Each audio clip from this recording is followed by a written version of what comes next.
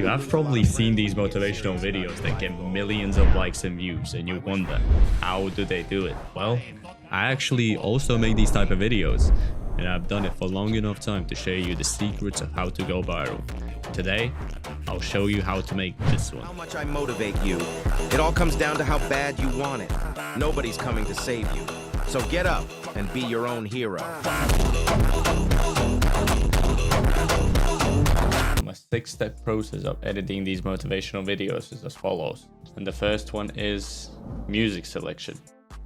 Music is a key element in any video, especially in a motivational one. Usually I find my music through Instagram or TikTok by just scrolling on the feed and looking for trendy audios that have a lot of views or likes. But this audio still doesn't have a quote. So what I usually do after that is go to a site called 11labs.io and find Adam. You might think, who the fuck is Adam, bro? It's this guy. So once you open this site, you're gonna see this kind of UI. First thing you're gonna do is go to the text panel and paste the text that you want the AI to speak. And then you just tweak some settings. So in my case, I changed from 11 multilingual V2 to 11 English V1, just because 11 multilingual V2 sounds like this. No matter how much I motivate you, it all comes down to how bad you want it. Nobody's coming to save you. And 11 English V1 just sounds so much more better.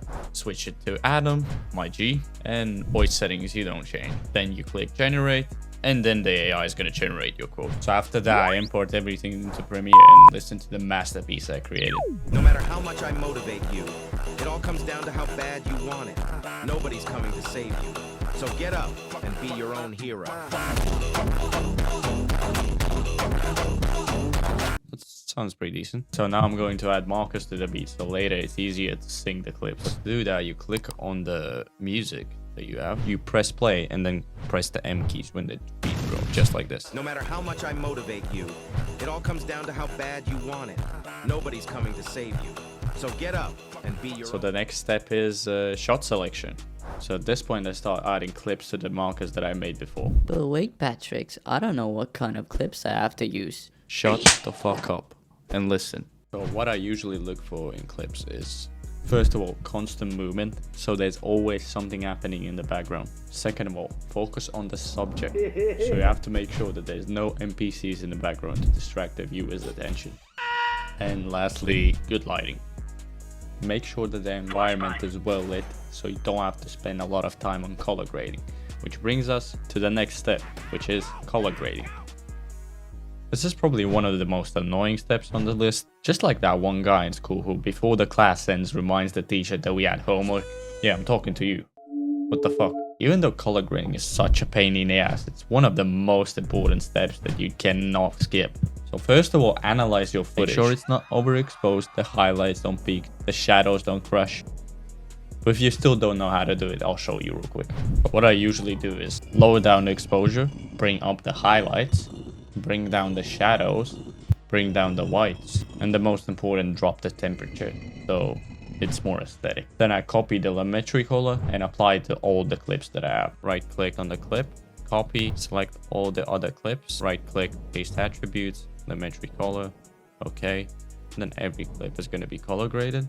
So what I do next is usually just add some text. If you still don't know how to add captions in 2024, either you are living under a rock or you have a brain capacity of a guy who vapes every day. Breathe air! But don't worry, Jimmy, I'll show you anyway. Go to the text panel, you click transcript, then click this big blue button with transcribe inside it. Wait a couple of seconds and then your transcribed text is going to appear. Then up here, there's a button called create captions. You click that, go to captioning preferences. I usually put the maximum length in characters down to 7, duration to 1.5 seconds.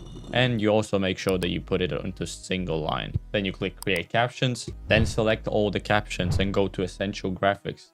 Here, you can apply any font that you want. You can size it however big you want it. Always remember, it's not the size that matters, it's how you use it. Anyways, I usually go between 50 or 60, so the average. Then you select all the captions, go up to graphics and title, and there's a button called upgrade captions to graphics. Why we do that is because after we can apply effects to the captions. So voila, now you have captions. Our edit is starting to look good, but it's still missing one important step, which is effect.